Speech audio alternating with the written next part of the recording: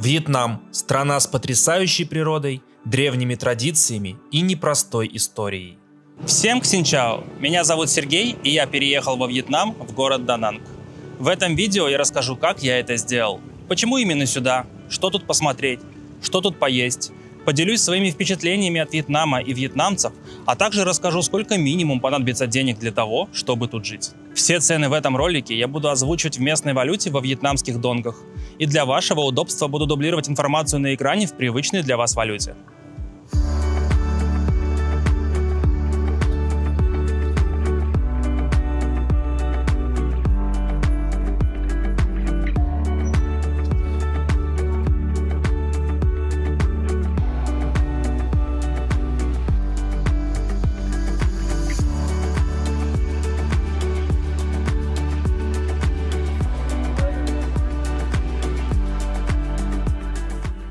Приезжая во Вьетнам, жители России и ряда других стран получают в паспорт штамп, позволяющий находиться в стране до 45 дней. Однако заранее, еще перед поездкой, можно оформить электронную визу сроком до 90 дней, что, собственно, я и сделал. На официальном сайте я заполнил анкету, приложил фото паспорта, свое фото, оплатил госпошлину в размере $25 своей иностранной картой и через несколько дней получил отказ.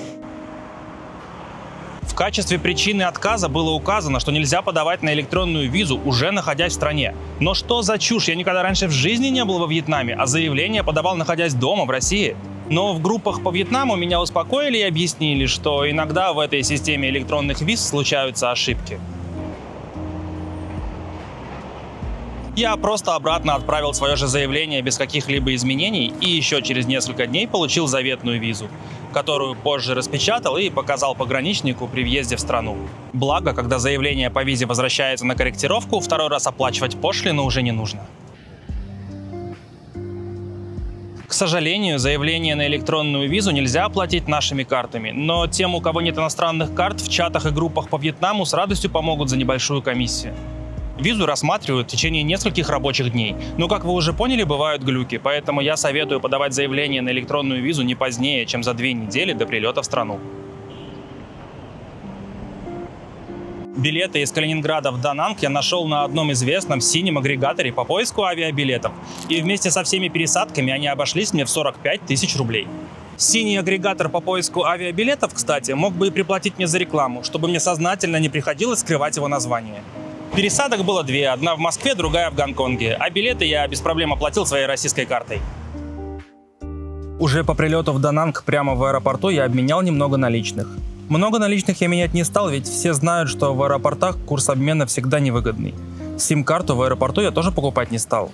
На выходе из аэропорта, как и в любом городе мира, уже дежурили таксисты, с радостью готовые отвезти уставших и доверчивых путников по двойному тарифу до их отелей. После всех утомительных перелетов у меня не было сил ни торговаться, ни выяснять, как вызвать такси за пределами аэропорта без местной симки. А поэтому я просто позволил развести себя очередному таксисту. Но чтобы сэкономить по прилету, можно либо кого-нибудь из местных попросить вызвать вам такси, либо прогуляться пешком, если у вас немного вещей, потому что международный аэропорт Дананга находится прямо в черте города. На следующий день после прилета первым делом я сделал местную сим-карту. Я просто из отеля загуглил, где офис первого попавшегося сотового оператора, и пошел туда. В моем случае это оказался мобильный оператор Mobifone. Мне подключили тариф стоимостью 180 тысяч донг в месяц, который позволял использовать 7 гигабайт трафика ежедневно. По-моему, более чем достаточно. С местным номером телефона уже можно открыть счет в банке и зарегистрироваться в так нужных любому экспату приложениях. Счет в банке я открыл без проблем. Для этого я просто зашел в первый попавшийся офис первого попавшегося банка и через переводчик объяснил, что хочу открыть счет. Для этого мне понадобился паспорт и та самая электронная виза на 90 дней. Единственное, иностранцам не выдают пластиковую карту и не разрешают снимать с этого счета наличные. Но они в принципе и не нужны, ведь во Вьетнаме даже у каждой бабушки, покупая на рынке морковку, можно оплатить безналом по QR-коду через приложение банка в телефоне. Я пополняю этот счет через сервис P2P криптовалютной биржи HTX. У меня на канале уже есть ролик о том, как это делать. Кроме того, тут можно расплачиваться в магазинах и снимать наличные из банкоматов с помощью карты UnionPay от наших банков Россельхоз и Газпром. Ну и само собой, иностранные карты Visa и MasterCard тут тоже работают. Есть даже один банк, который принимает карты МИР. Это русско-вьетнамский банк. Да, тут даже есть и такой. Но снимать наличные с помощью карты МИР в этом банке я не рекомендую. Совсем уж плохой курс. Какими приложениями я пользуюсь во Вьетнаме, помимо приложения своего банка? В первую очередь это приложение Grab для заказа такси и мототакси, а также для заказа еды на дом и продуктов из супермаркета. Конкурент Grab – наше такси Максим. Поездка через это приложение обойдется на 30 или 40% дешевле, чем в Grab, но и водителей в нем меньше, а соответственно и время ожидания водителя будет чуть дольше. Самая популярная социальная сеть у местных людей – это приложение Zalo. Оно тут даже популярнее, чем Facebook, и все мое общение с местными происходит через эту социальную сеть. В приложениях Lazada и Shopee можно заказать с доставкой на дом всякую мелочь. Это что-то типа нашего AliExpress, а в онлайн-кошельке Momo можно заранее эти покупки оплатить. В приложении Klook можно заказать экскурсию по интересным в округе местам, а путешествующие по Вьетнаму в приложении Vexer могут заказать билеты на автобус или поезд.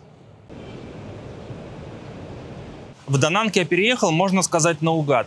Из всех тех городов Вьетнама, что были на слуху, куда предпочитают переезжать наши экспаты, я знал только про Дананг и Ничанг, и более глубокое исследование делать поленился. Но Ничанг, как я понимаю, это что-то типа нашей Анапы, а поэтому я поехал в Дананг с мыслью «Ай, разберусь на месте». Дананг – крупнейший город в Центральном Вьетнаме и пятый по численности населения во всей стране, которая составляет 1 200 000 жителей. Тут длинный песчаный пляж, который растянулся аж почти на 30 километров, а статус транспортного узла Центрального Вьетнама и его близость к нескольким объектам всемирного наследия ЮНЕСКО способствовали развитию в Дананге туристической активности. А где туристическая активность, там и активно развивается туристическая инфраструктура в виде прогулочных набережных, парков, ресторанов, баров и разных туристических достопримечательностей. В городе постоянно проходят концерты и фестивали, конкурсы и соревнования.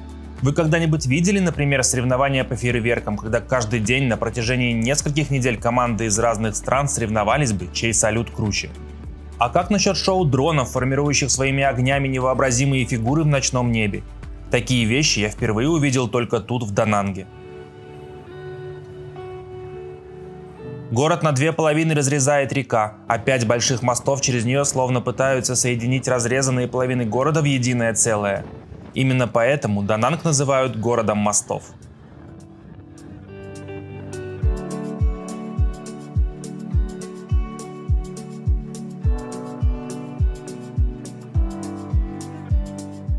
Мосты – это визитная карточка города, и самым известным среди них является мост, стилизованный под огромного, золотого, огнедышащего дракона. У этого моста есть одна особенность. В голову дракона встроен огнемет, и каждую субботу и воскресенье в 9 вечера он изрыгает струи пламени на радость сотен собравшихся тут ради этого зрелища людей. Ну а местные, зная секрет дракона, сюда приходят с зонтиками, ведь отстрелявшись огнем, дракон начинает поливать людей из водомета.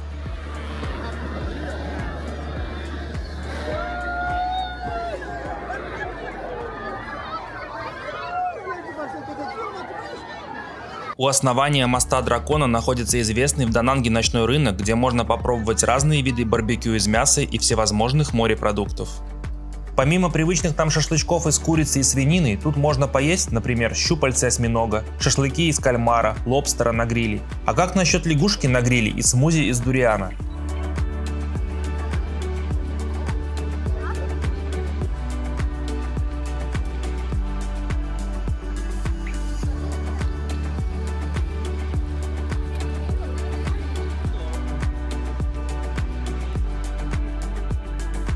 Помимо еды, изюминкой здесь являются разные виды сувениров. Разные красочные фонарики, керамические изделия ручной работы, конические шляпы и традиционная вьетнамская одежда.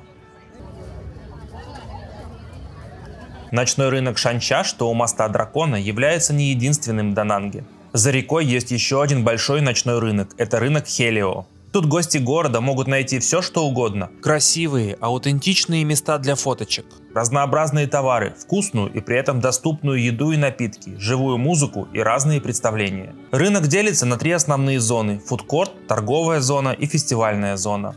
Тут более 150 киосков с едой и напитками, и, как мне показалось, посетителей тоже было не больше 150. Возможно, я пришел сюда слишком рано или в неправильный день, но здесь было совсем немноголюдно, в отличие от предыдущего рынка, что в принципе и неплохо, наверное. Мне тут понравилось даже больше.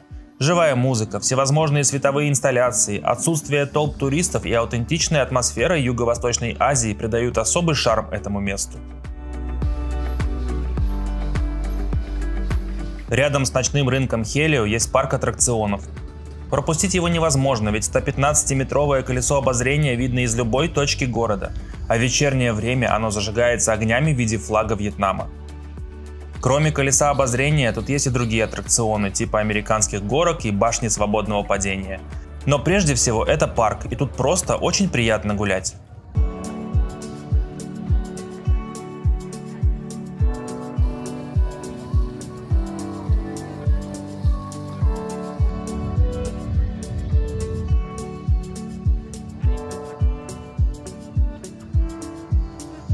У входа в парк я был встречен костюмированным представлением, наглядно иллюстрирующим традиционный вьетнамский фольклор.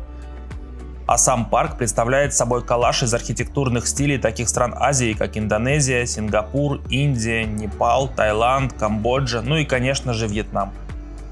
Я не смог отказать себе в стремлении увидеть огни вечернего Дананга с высоты птичьего полета, а поэтому, преодолевая легкий мандраж от боязни высоты, решил прокатиться на колесе обозрения.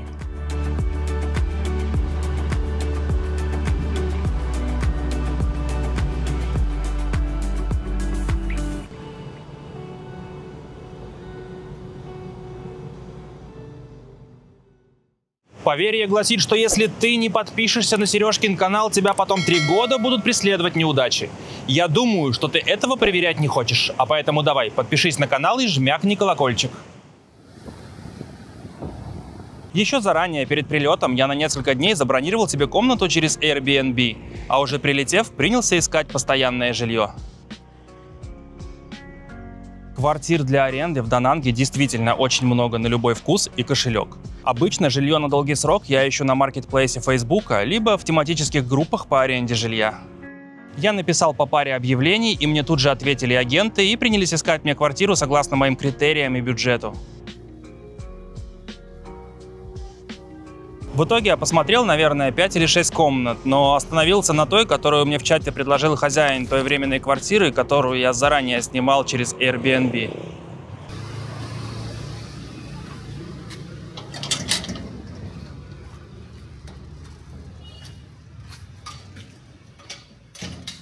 Это уже немного уставшая, но тем не менее подходящая мне по бюджету комната. Тут есть маленькая кухня, холодильник, микроволновка, тихий кондиционер, кровать, диван. Все кухонные принадлежности, рабочий стол и вот такой вот вид на крыше 4-го этажа.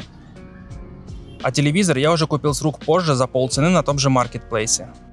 На этаже есть и общая с соседями стиралка, но это и хорошо, что она общая, так как не подключена к моему счетчику.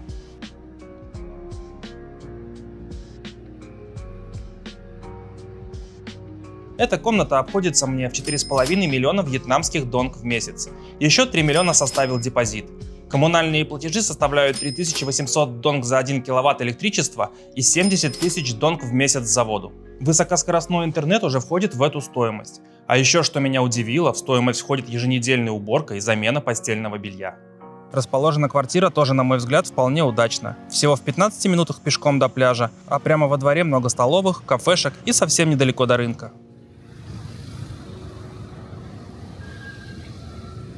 Кстати, а вы знали, почему дома во Вьетнаме такие худые и напоминают то ли пачку сигарет, то ли электрические автоматы? У вьетнамцев вся торговля происходит на первом этаже своего же дома. Там у них, как правило, либо магазин, либо ресторан. И во времена французского колониализма во Вьетнаме был налог на ширину фасада. Считалось, что чем шире фасад, тем больше своих товаров можно разложить и продать, и тем больше доход у семьи.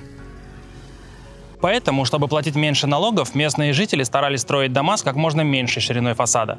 Времена французского колониализма уже давно прошли, а традиционные архитектурные привычки остались.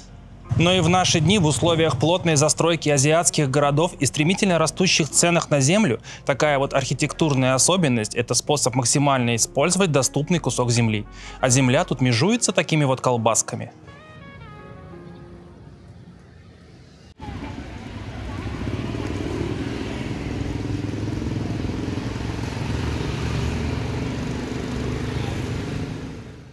Не могу обойти стороной и тему вьетнамской кухни. Традиционная вьетнамская кухня мне зашла. Она достаточно полезная, вполне разнообразная и очень даже доступная. Например, вот этот суп мне обошелся всего в $1. Я еще не до конца разобрался с многообразием местных блюд и их названий, но вот некоторые из них. Банча – это блюдо из лапши, свиных фрикаделек, заранее обжаренных на гриле с бульоном, травами и специями. Бан ксео – что-то типа вьетнамского омлета с разнообразной начинкой и зеленью. Гой куон – это рулетики из рисовой бумаги с самой разной начинкой. Чаще всего начинкой служит вареная свинина, креветки и куча разной зелени. Ми ви тiem или тушеная утка с лапшой. Очередная разновидность супа с лапшой, только на этот раз вместо рисовой лапши используется яичная.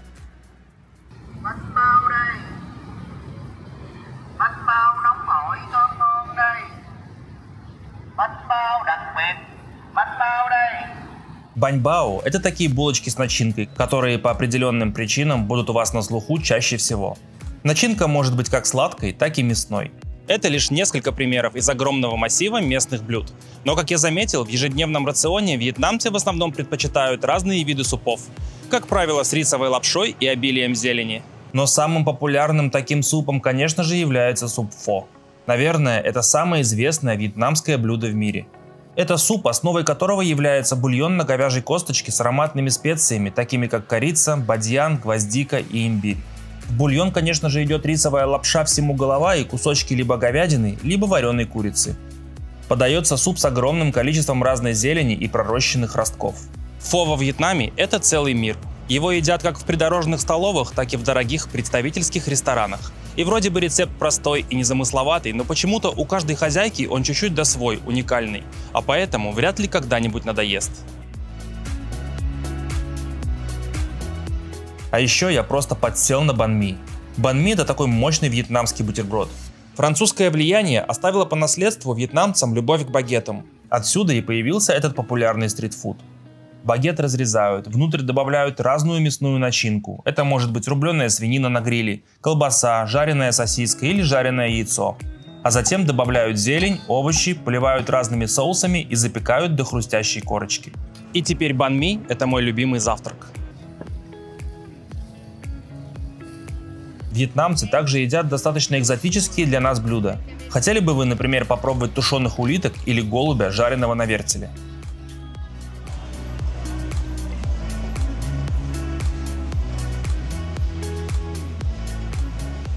Еще совсем недавно местные люди ели и собак. Но в современном Вьетнаме есть собак считается дурным тоном. Хотя кое-где в провинциях еще остались люди консервативных взглядов, кто придерживается, так сказать, старой диеты. Любителям морепродуктов тут тоже будет раздолье. Во Вьетнаме полно тематических ресторанчиков, где вы сможете поужинать устрицами, креветками, крабами, кальмарами и осьминогами.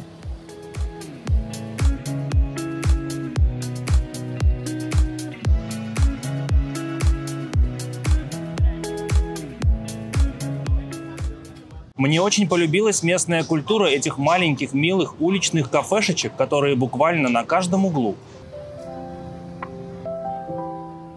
Как правило, кофе в них представляет из себя очень крепкий кофейный концентрат типа эспрессо с добавлением льда и сгущенки. Всякие модные американо, капучино и латте тут вообще не популярны. Вместо этого вьетнамцы изобрели свои виды кофейных напитков. Как вам, например, идея кофе на кокосовом молоке? А что насчет кофе со взбитым яйцом? Но больше всего мне полюбился соленый вьетнамский кофе. На первый взгляд это может показаться странным сочетанием, но соль на самом деле содержится не в кофе, а в кремовой пенке, которая находится сверху, что делает эту сливочную шапочку не слишком сладкой. Кофе во Вьетнаме по умолчанию холодный напиток, который подается со льдом, а местные жители – жуткие кофеманы, которые постоянно чилят в этих кафешечках. Помимо кофе, в таких кафешечках можно найти и разные виды чаев, типа фруктового чая с ягодами или разными видами милк-ти с желешечками. Еще очень много кафешечек со свежевыжатым фруктовым соком, соком из сахарного тростника, фруктовыми смузи и йогуртами. И все эти кофеечки, чаечки, смузи стоят меньше $1. Я уже не представляю свои прогулки по улицам Вьетнама без стаканчика кофе или смузи в руках.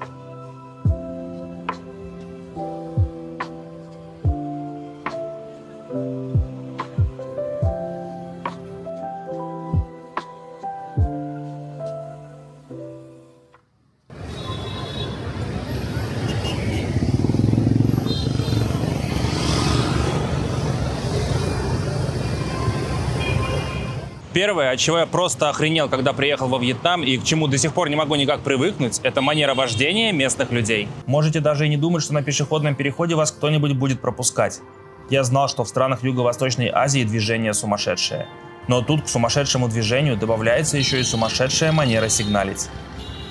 Вьетнамцы ожесточенно давят на клаксон в любой, даже самой безобидной ситуации. А я все никак не могу разобраться, как же правильно здесь переходить дорогу. Как это вообще система работает? Вон же зеленый, а что все едут? А сейчас красные, все стоят. Тут во Вьетнаме меня неожиданно накрыло каким-то странным чувством, будто я вернулся в давно уже забытое прошлое. Везде ощущается эта странная атмосфера Советского Союза. Серпы и молоты, форма полицейских и военных, громкоговорители, вещающие что-то серьезным голосом. А иногда на набережной играют наши мелодии 80-х.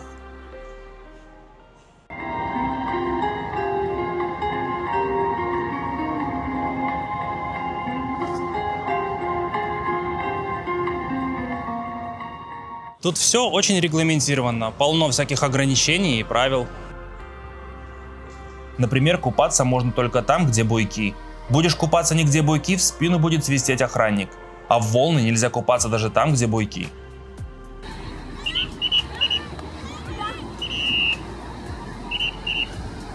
Архитектура тут также заметно отдает советским гигантизмом.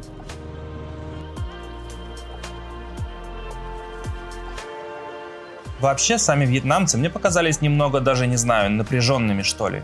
Не самые улыбчивые люди и на нас, иностранцев, смотрят больше с подозрением. Но это и не мудрено, учитывая их сложное прошлое. Например, я обедать хожу в одну и ту же столовую, и мне поначалу казалось, что тетя, перед тем, как принести мне обед, смачно туда плюнула. С таким выражением лица она мне каждый раз приносила еду. Но спустя пару недель, когда она ко мне привыкла, то уже стала и улыбаться, и здороваться со мной. Хотя, скорее всего, может быть, я просто неверно интерпретирую это выражение лица, и люди ничего плохого не думают, просто заняты своими мыслями и делами. А вот дети на иностранцев реагируют очень мило. Всегда искренне улыбаются, машут. А те, кто в школе учит английский, не упускают возможность поздороваться и перекинуться парой простеньких фраз. А еще я заметил, что тут в Дананге абсолютно нет характерных для азиатских мегаполисов бездомных и попрошаек. Никто не спит на улице на картонке, никто не клянчит милостыню у туристов. Я гулял как по туристическим тропам, так и по спальным районам, и на эту особенность обратил внимание. Я не знаю, это только в Дананге так, либо по всей стране тоже. Вьетнамская культура заметно богата на интересные традиции и обряды. Но мне она показалась какой-то закрытой, что ли, для чужаков.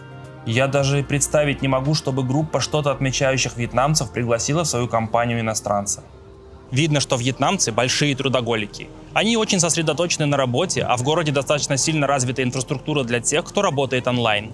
Многие кафе устроены по типу коворкингов, где можно, взяв кофеечек, поработать за ноутбуком в спокойной обстановке и с хорошим интернетом. Поэтому для цифровых кочевников тут созданы все благоприятные условия.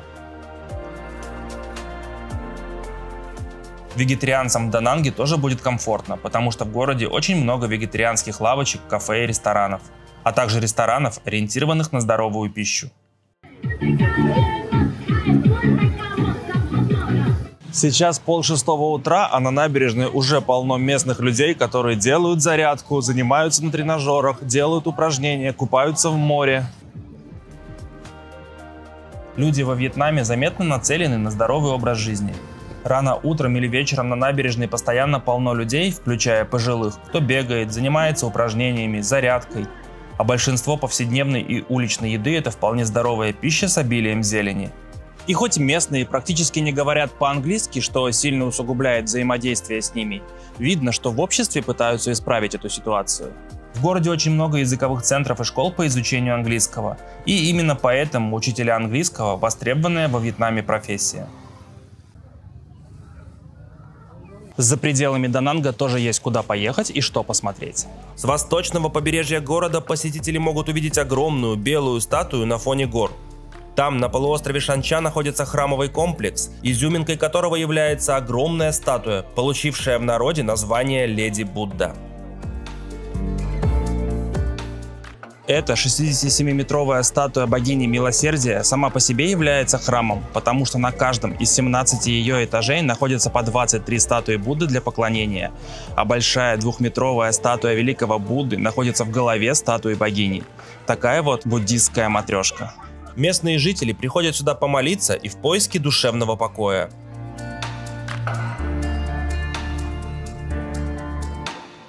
Это достаточно обширный храмовый комплекс. Чтобы исследовать его полностью, понадобится, наверное, несколько часов.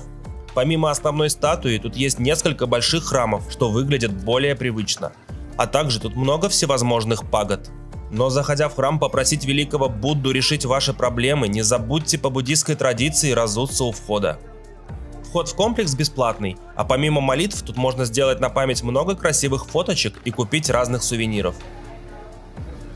Но берегитесь диких и невоспитанных обезьян, снующих по территории, и лучше не пробуйте их ничем кормить.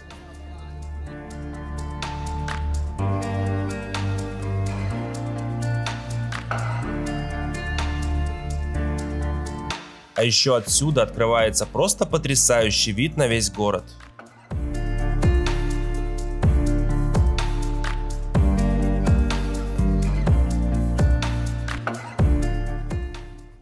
С противоположной от храмового комплекса Леди Будды стороны пляжа и примерно в 7 километрах от центра Дананга находятся не менее известные так называемые мраморные горы. Горы называются мраморными неспроста, ведь раньше тут и вправду добывали мрамор.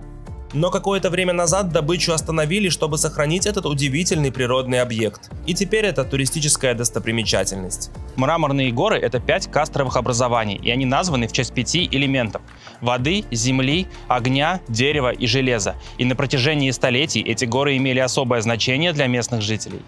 У подножия всех 5 гор, а на некоторых и на их вершине, есть буддистские пагоды в знак почитания этого чудесного места.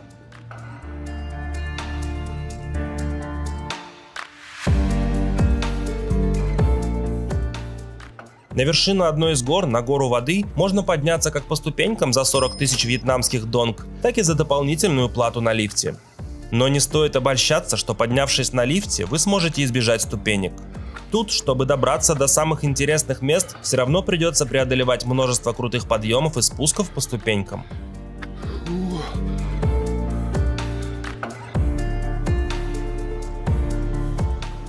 К сожалению, сюда я приехал в сезон дождей, и вся прелесть вида с этой смотровой площадки скрыта за дымкой облаков.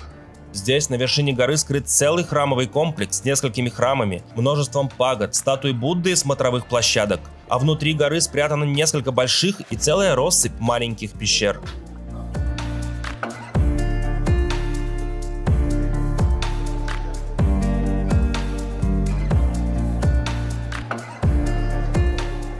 Все пещеры тут имеют уникальные особенности и свой символизм, а в непростые для Вьетнама времена эти пещеры использовались в качестве убежищ. Самая впечатляющая из них находится внизу рядом с лифтом и символизирует загробную жизнь. Вход в эту пещеру мне обошелся еще в 20 тысяч донг.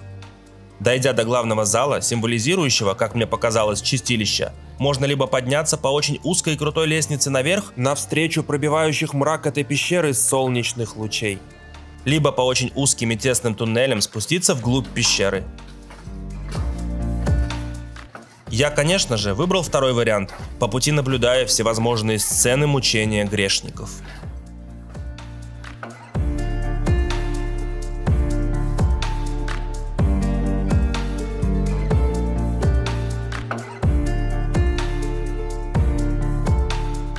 Из ада с его грешниками я снова вернулся в чистилище и решил вскарабкаться в рай, по совсем уж тесной и практически отвесной лестнице туда, наверх, навстречу свету.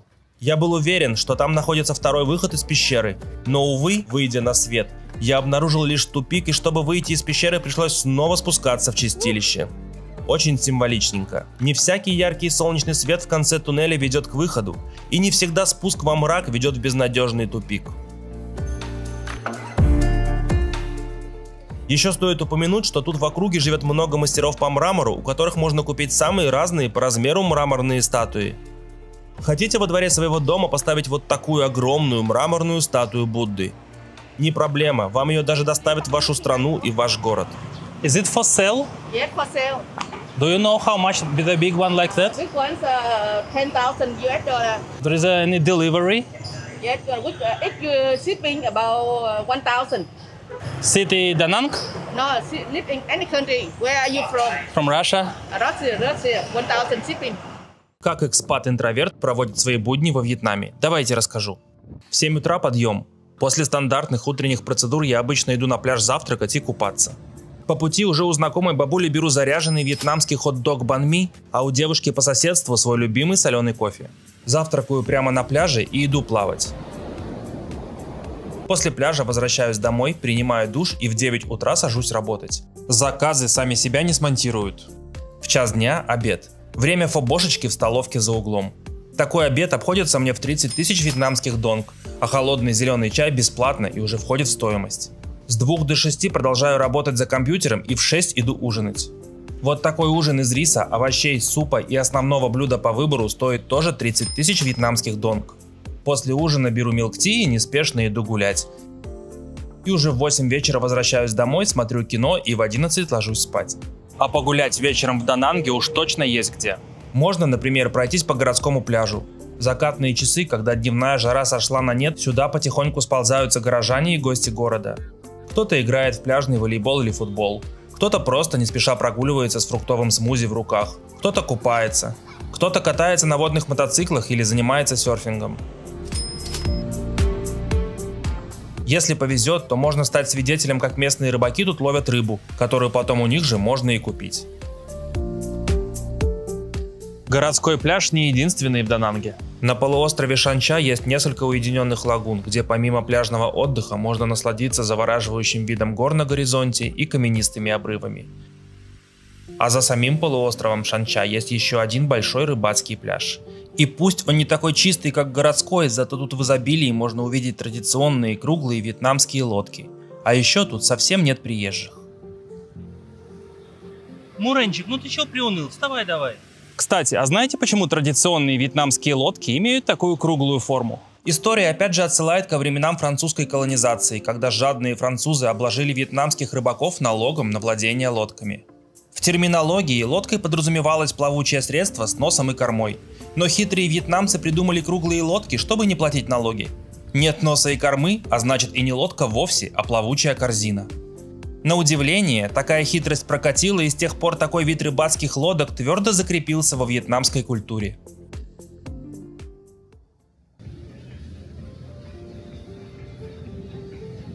Вдоль городского пляжа растянулась длинная набережная.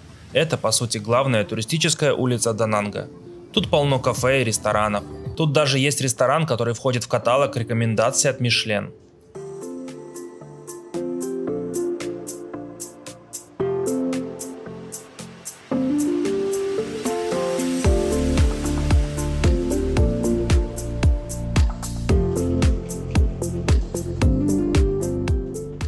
Если вы подумали, что я в океанариуме, вы ошибаетесь. Любого обитателя этих аквариумов по вашему желанию могут вам приготовить. Но не стоит обольщаться на дешевые вьетнамские цены. Поужинать здесь, на набережной, может влететь в копеечку. Например, отужинать вот таким усатым лобстером вам будет стоить от $100, а попробовать вот этого королевского краба будет стоить от $225 до $450. Поэтому мы, нищеброды, морепродукты ходим кушать на ночные рынки или в специализированные ресторанчики в нетуристических районах.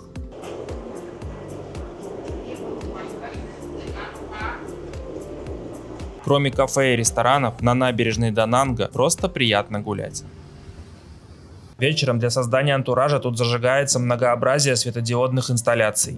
Тут много скамеечек и простеньких тренажеров для воркаута. Тут люди собираются для занятий аэробикой, танцами, упражнениями или йогой. А эта странная группа иностранцев, по-моему, просто троллила бабуль, занимающихся аэробикой по соседству.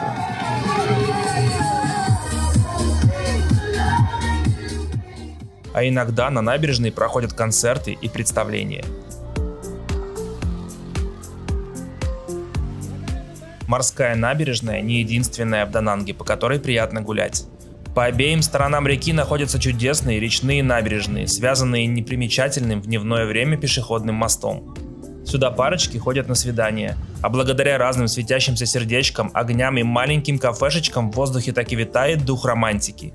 Тут можно почилить с молочным чаем, сидя в одной из таких кафешечек и любуясь видом на реку, огни ночного города и снующие туда-сюда по реке светящиеся как новогодняя елка кораблики, на которых, кстати, тоже можно покататься. А время от времени тут можно наткнуться на уличные представления и праздничные мероприятия.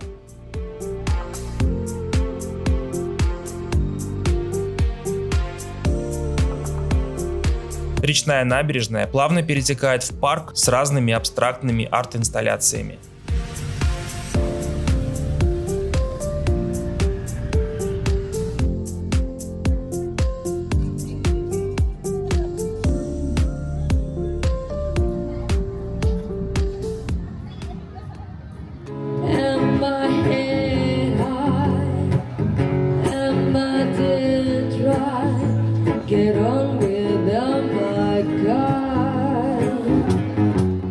Ну а нагулявшись по набережным, можно посидеть за бутылочкой пива или коктейлем в одном из бесчисленных баров в районе Миан, познакомиться с другими приезжими в Дананг иностранцами из разных стран и весело провести вечер. Кстати, тут же есть бар, созданный нашими экспатами, где можно попеть в караоке родные сердцу песни, поиграть в игры и поучаствовать в конкурсах. Ну а после баров любители поплясать на танцполе смогут встретить ночь в одном из ночных клубов Дананга. Это, например, Galaxy Pub. Он находится недалеко от ночного рынка, что у моста Дракона. Тут больше в основном собираются местные и не так уж много иностранцев. А это уже Кота Клаб, что на главной городской набережной Дананга, и тут уже заметно больше туристов. Но если честно, атмосфера в первом мне понравилась больше. И будьте готовы к тому, что в этих клубах цены могут кусаться. Ну а если вы хотите отдохнуть от городской суеты на природе, то в окрестностях Дананга можно поехать в горы и на водопады, посетить парки и озера. Вообще, русскоговорящее сообщество в Дананге очень большое. Абсолютно везде на улицах я слышу родную речь, а в городе есть несколько баров, магазинов и ресторанов с русской кухней, открытых нашими экспатами. В магазинах по всему городу продаются наши продукты и напитки, а многие надписи дублируются на русский язык.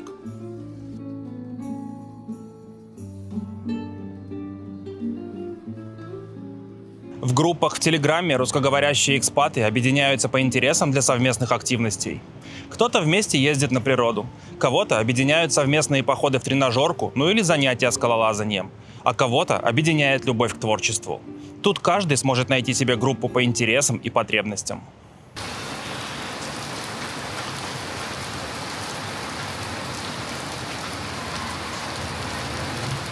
Прошло уже 3 месяца, как я живу в Дананге. Моя виза на 90 дней подходит к концу, и пришло время делать бордер-ран. На автобусе из Дананга придется доехать до границы с Лаосом, перейти ее, тут же зайти обратно и получить в паспорт штамп, позволяющий находиться во Вьетнаме еще 45 дней. А почему опять нельзя сделать электронную визу на 90 дней, как я делал изначально? Ну вообще можно, но подать заявление на электронную визу можно только находясь за пределами Вьетнама. А поэтому поездка в Лаос может затянуться на несколько дней, а то и несколько недель, пока новая электронная виза на 90 дней будет одобрена. Есть там разные агентства и помогашки, которые за денежку помогут обойти эти ограничения. Но это уже, во-первых, отдельная тема, а во-вторых, и не очень законная. Чтобы проделать процедуру бордер-рана и получить штамп на следующие 45 дней, мне пришлось встать в 5:30 утра. На мототакси, вызванное через приложение Grab, я за 50 тысяч вьетнамских донг доехал до автовокзала. Автобус из Дананга до приграничного с Лаосом городка Лао Бао отправляется в 6:30 утра, и время в пути составит около 5 часов, а билет можно купить прямо в автобусе.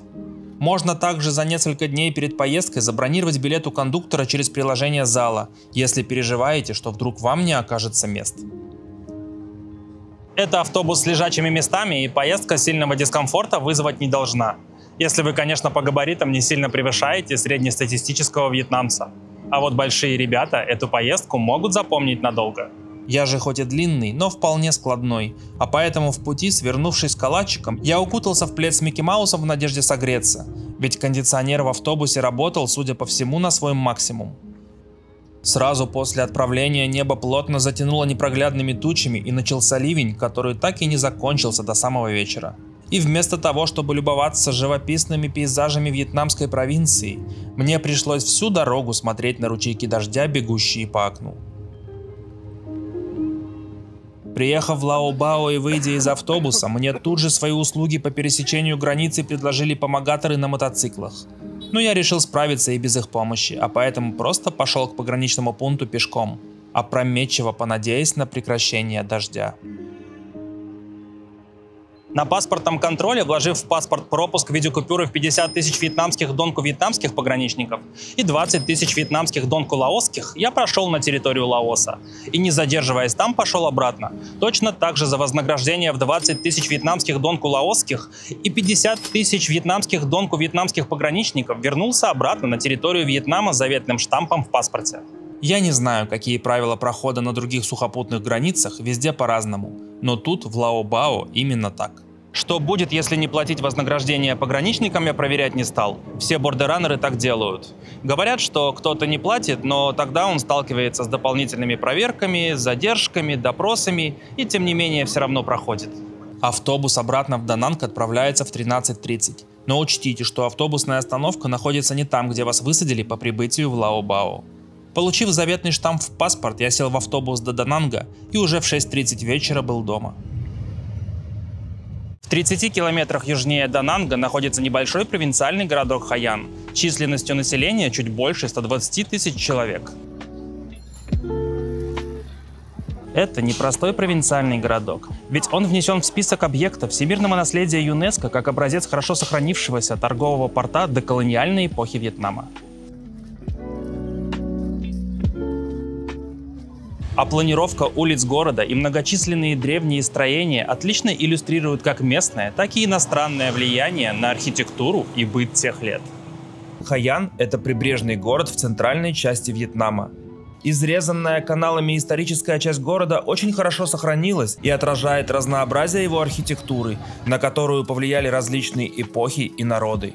В Хаяне можно увидеть дома в китайском стиле, яркие французские колониальные здания, оригинальные узорчатые вьетнамские дома и такие японские постройки, как, например, известный крытый мост с пагодой. Раньше тут был небольшой торговый порт, действующий с 15 по 19 века, который вел обширную торговлю как со странами Юго-Восточной и Восточной Азии, так и с остальным миром. Сохранившиеся в исторической части города конструкции и план улиц являются оригинальными и вместе представляют собой традиционный городской пейзаж 17 и 18 веков.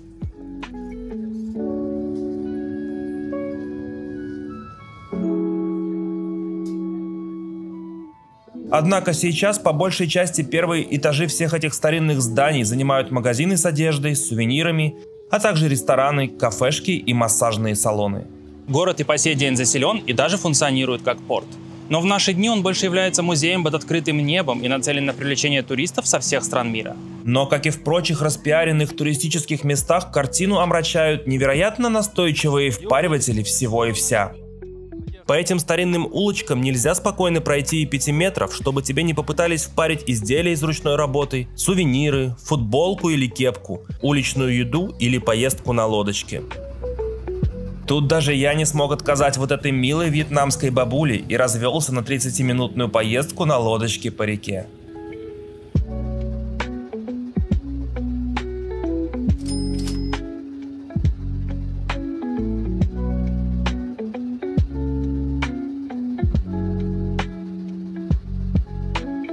Цены тут тоже заметно туристические. Чтобы было понятно, расскажу на примере. Баночка швепса в магазине в Хаяне стоит 15 тысяч донг. А в Дананге в магазине возле дома такая же стоит 9.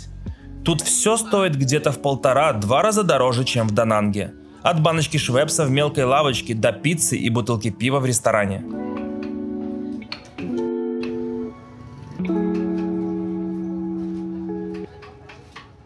С наступлением темноты город заметно преображается, когда зажигаются тысячи светящихся разноцветных азиатских фонариков, которые буквально повсюду. На деревьях, на растяжках между зданиями, на стенах самих зданий, на сотнях из тех лодочек, которыми уже в это время наполняется река.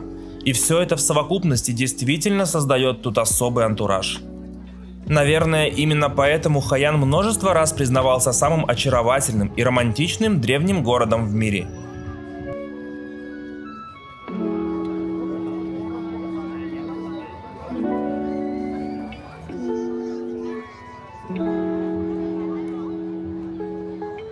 Вообще, эти фонарики – такая фишечка города. И если будете тут, крайне советую остаться на ночь. После заката город действительно покажет себя во всей красе еще и потому, что он буквально превращается в один большой ночной рынок с этой вот особой азиатской атмосферой. Непонятно откуда всего за полчаса вырастают ряды из лавочек с сувенирами, национальной одеждой, уличной едой из морепродуктов и разной экзотики. На речной набережной зазывало активно начинают затаскивать гуляющих туристов в бары и рестораны с живой музыкой. А ближе к полуночи светящиеся фонарики на реке уступают свой трон басам клубов и дискотек, в которых разгоряченные горячительными напитками туристы будут веселиться вплоть до самого утра. Но из Хайяна давайте вернемся обратно в Дананг. Времена сейчас непростые, и многие хотели бы узнать, а какой самый минимальный месячный бюджет необходим для жизни во Вьетнаме. Я живу здесь уже несколько месяцев и попробую дать ответ на этот вопрос. Ну что ж, давайте вместе попробуем посчитать. Первым делом, приехав во Вьетнам, вам необходимо снять жилье на долгий срок. Обычно долгосрочные контракты по аренде жилья начинаются от 3 месяцев и больше.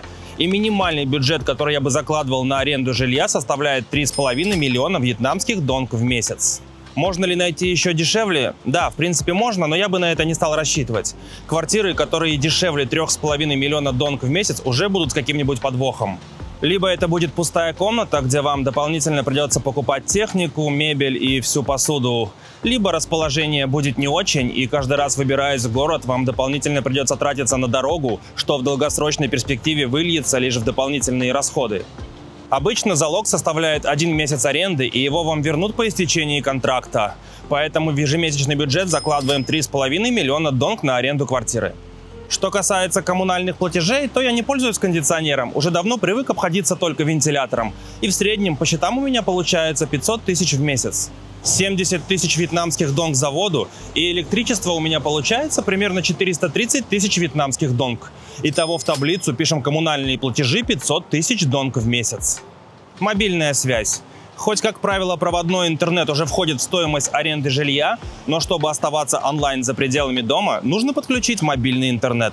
У своего оператора сотовой связи, а у меня это Mobifone, я нашел тарифный план, который позволяет тратить 1 гигабайт трафика ежедневно. И такой тарифный план стоит 90 тысяч донг.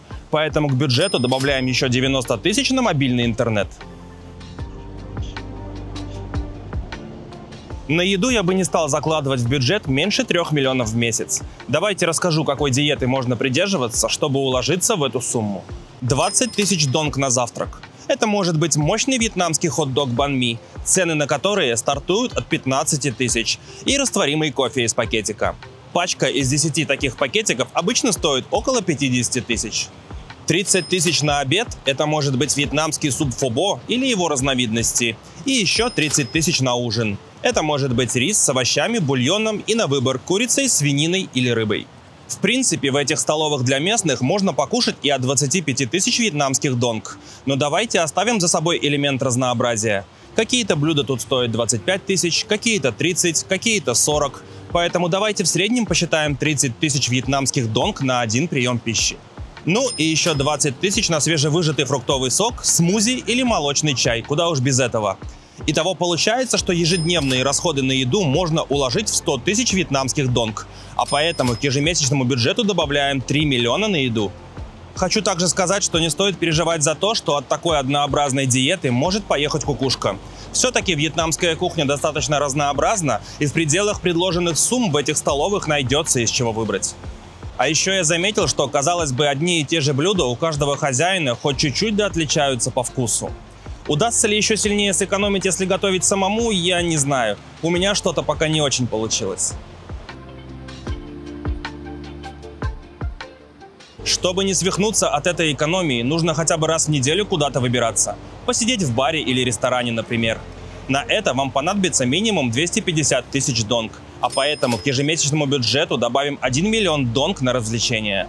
Следующий пункт – это стрижка. Я стригусь примерно раз в месяц, и одна стрижка мне обходится в 50 тысяч вьетнамских донг. Стрижка называется «Я у мамы долбоеб». Питьевая вода. Один 20-литровый бутыль питьевой воды стоит 25 тысяч. И в среднем в месяц я трачу 3 таких. А поэтому к ежемесячному бюджету добавляем 75 тысяч на питьевую воду.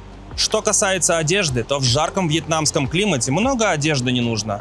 Раз в месяц обновить футболку или шортики. Каждый элемент по 90 тысяч. Итого к бюджету добавляем 180 тысяч вьетнамских донг на одежду. Бытовая химия и средства гигиены. Это мыло, шампунь, станочек для бритья, туалетная бумага, еще что-нибудь. В среднем на все это посчитаем 100 тысяч вьетнамских донг в месяц. Транспорт. В основном все тут, как и в целом в странах Юго-Восточной Азии, предпочитают пользоваться мотобайками. Все, кроме меня. Я редко куда езжу, тут все рядом. Лишь иногда в супермаркет, и для поездок я использую мототакси. Одна поездка по городу мне обходится в среднем в 25 тысяч донг. И, соответственно, 25 тысяч донг обратно. Если посчитать, что в супермаркет или на рынок нужно съездить раз в неделю, то получится, что к нашему ежемесячному бюджету нужно прибавить еще 200 тысяч донг. Те, кто пользуется мотобайком, сюда запишут цены на бензин, цены на которые вы видите сейчас на ваших экранах. Как пользоваться общественным транспортом в Дананге, я так и не разобрался. Напишите, пожалуйста, в комментариях, как это делать. Следующий пункт расходов – это расходы на всякий случай. Мало ли понадобится к врачу сходить, на лекарства или еще что-нибудь. Не понадобится, ну и отлично, но лучше посчитать. А поэтому к нашему ежемесячному бюджету добавим 500 тысяч вьетнамских донг на всякий случай.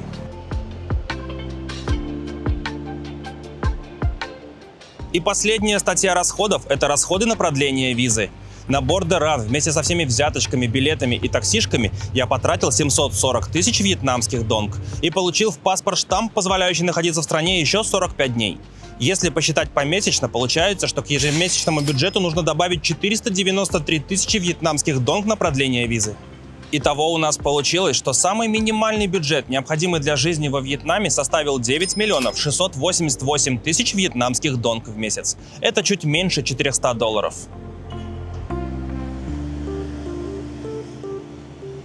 Честно признаюсь, что лично мой бюджет чуть-чуть побольше, где-то от 500 до $600 в месяц. У меня жилье чуть-чуть дороже, да и иногда в поисках контента мне приходится куда-то ездить и тратиться на поездки. Плюс я любитель пожрать вкусняшек типа пиццы и креветочек. Примерно в 30 километрах западнее Дананга, на вершине 1500 метров над уровнем моря, находится знаменитый Бана Хиллз. Раньше, во времена французской колонизации, это была элитная деревня с виллами и резортами, где отдыхала французская элита. Но после поселок пришел в упадок, пока не был преобразован в популярный тематический парк. В память о тех временах тут даже воссоздана целая улица, архитектурно имитирующая старую французскую деревню. Чтобы добраться до Бана Хиллз, мы с друзьями в складчину вызвали такси через приложение Максим, и поездка из Дананга обошлась нам в 270 тысяч донг. А у нашего таксиста оказались там какие-то знакомые, и он любезно проводил нас прямо до касс в обход всех очередей, и даже согласился подождать нас, чтобы потом отвезти обратно в город. Посещение Бана Хиллз, надо сказать, недешевое удовольствие. Мой билет, который также включал в себя и посещение буфета, стоил 1 миллион 250 тысяч вьетнамских донг. Билет без буфета обойдется в 1 миллион донг. Но я советую брать именно комбо с буфетом, потому что оно того стоит.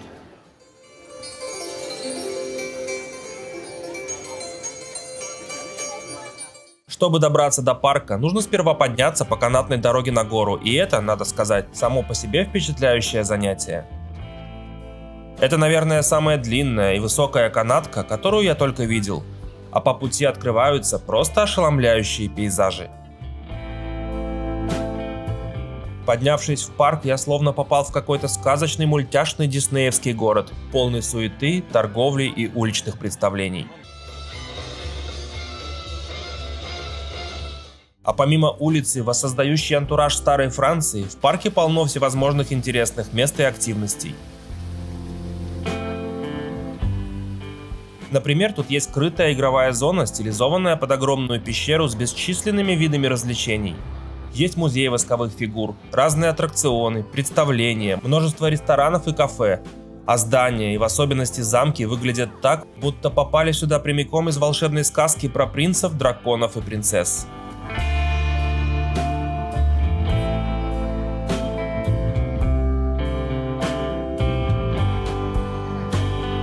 Но и без храмов, пагод и статуй Будды тут тоже, конечно же, не обошлось.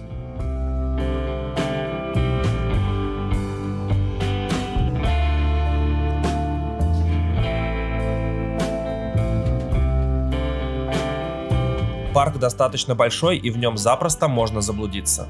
Мы только минут 40 искали, где же находится тот самый буфет, который включен в стоимость билета. Кстати, о нем. Эта часть программы мне тоже очень понравилась. Тут было и чего выбрать, от вполне привычного до очень даже экзотичного, типа улиток и ракушек. Но не забывайте, что брать можно ровно столько, сколько сможете съесть.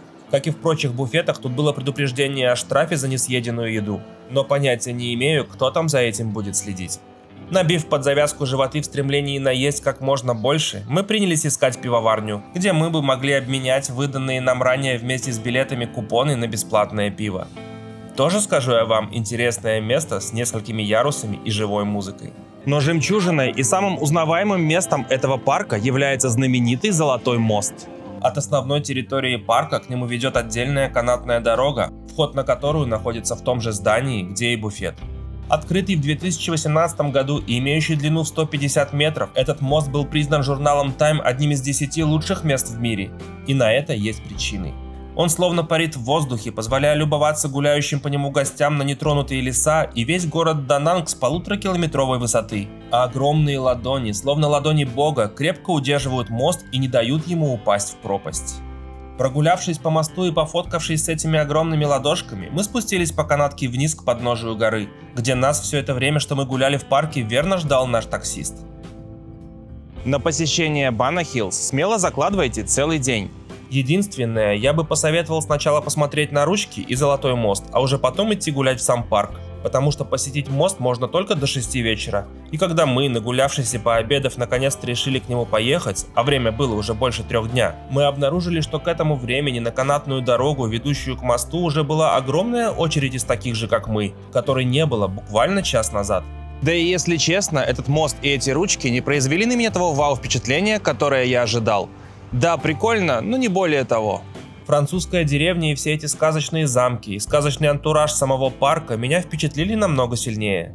Может, я уже не такой впечатлительный, как раньше, а может, просто мои ожидания были завышены теми хвалебными отзывами об этих ручках, которые я видел перед поездкой. Еще картину омрачали толпы снующих туда-сюда туристов. Если в низкий сезон тут столько народу, то боюсь даже представить, что же творится в высокий.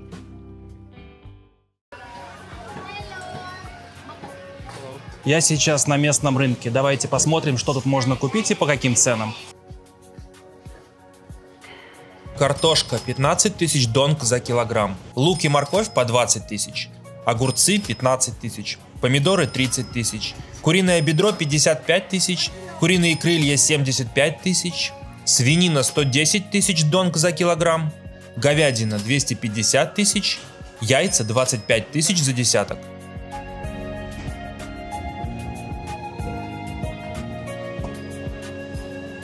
Тут помимо стандартного и привычного нам набора из овощей, фруктов, мяса, рыбы и морепродуктов, можно также купить и вполне экзотические для нас, но очень даже привычные для вьетнамцев виды. Свежеосвежеванных лягушек, например, не желаете?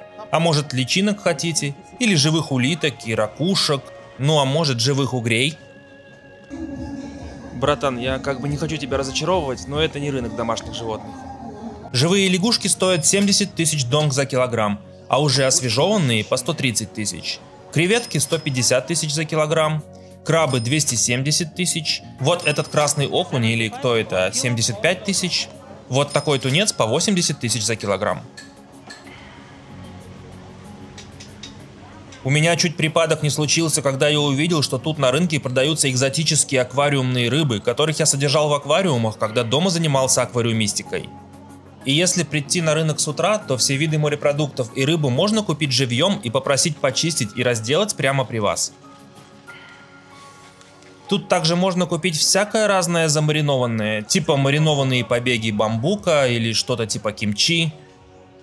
А еще я тут иногда затариваюсь закусочками типа стружки кальмара, сушеных креветок, сушеной рыбки. На фрукты цены следующие. Драгонфрукт 20 тысяч за кило.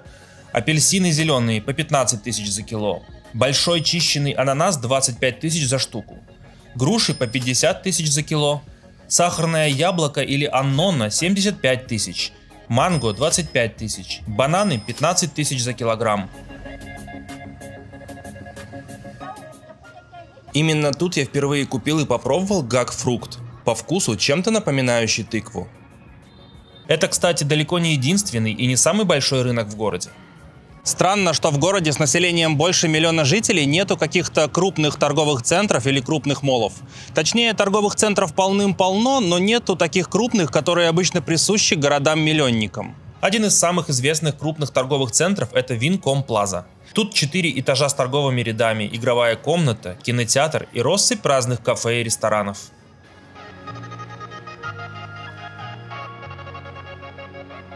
Еще тут крупный продуктовый магазин, по ценам которого давайте мельком пробежимся.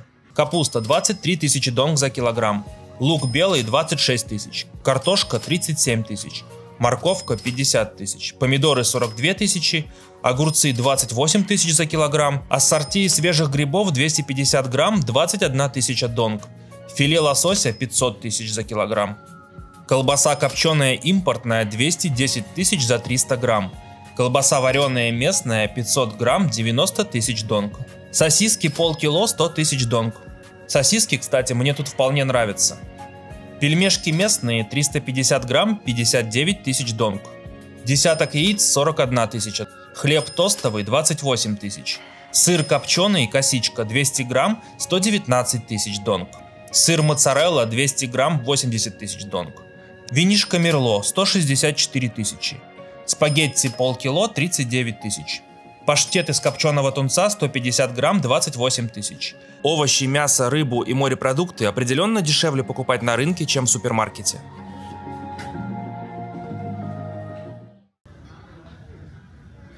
Дананг – большой и интересный город, где каждый сможет найти что-нибудь для себя. В этом видео еще очень много чего интересного я так и не осветил. Много классных мест и активностей осталось за кадром. Парки и рынки, музеи и клубы по интересам, бары и рестораны, горы, водопады и пещеры. Чтобы досконально исследовать город и его окрестности, понадобится не 1 месяц. Но мне показалось, что это не очень активный город. Он больше подходит тем экспатам, кто ведет спокойный и размеренный образ жизни и кто хочет держаться в сторонке от шумных вечеринок и бесконечных туристических потоков. Такое ощущение, что город какой-то недостроенный.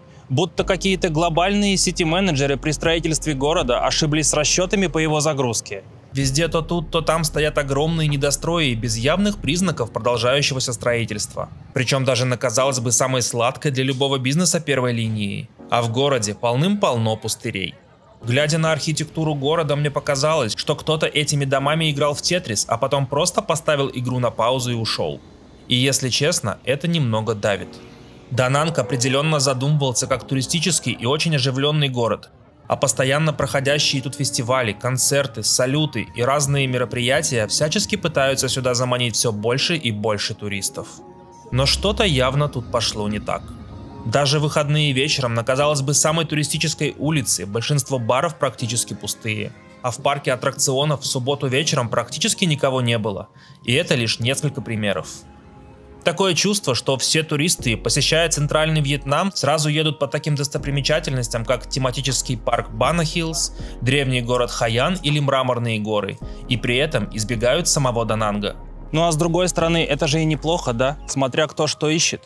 Я с уверенностью могу сказать, что Дананг определенно хороший город для тех, кто хочет перебраться во Вьетнам на долгий срок, а также для тех, кто ищет спокойной и неторопливой жизни.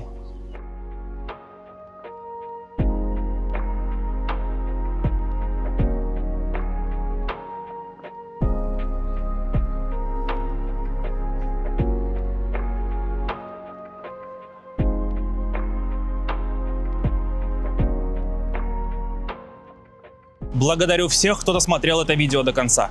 Вам, героям, плюсик в карму. Всем спасибо и всем мира. В городе полным-полно огромных недостроев, даже, казалось бы, на самой сладкой для любого бизнеса первой линии. А что там дальше? Ну а с другой стороны, это же и неплохо, да? Смотря... Птичка, тихо. Единственное, иностранцам не выдают пластиковую карту и не разрешают снимать с этого счета наличные. Но они, в принципе, и не нужны. Не нужны, блядь. Не нужны. Я прошел на территорию Лаоса и, не задерживаясь там, пошел обратно. Точно так же, вложив в паспорт пропуск в размере 20 тысяч...